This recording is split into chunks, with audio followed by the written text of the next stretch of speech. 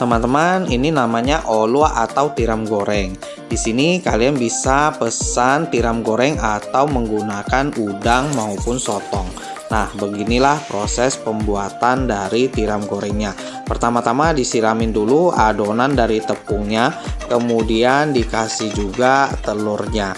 Nah, setelah itu dipotong-potong menjadi beberapa bagian ya. Setelah telurnya matang, sekarang proses untuk masak tiramnya.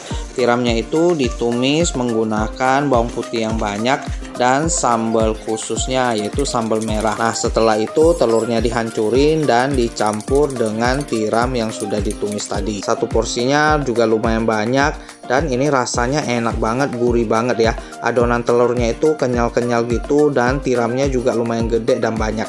Sambelnya itu pedes manis gurih gitu ya. Pas banget dicampurin. Bagi yang mau cobain datang aja ke Dunia Food Court Batam.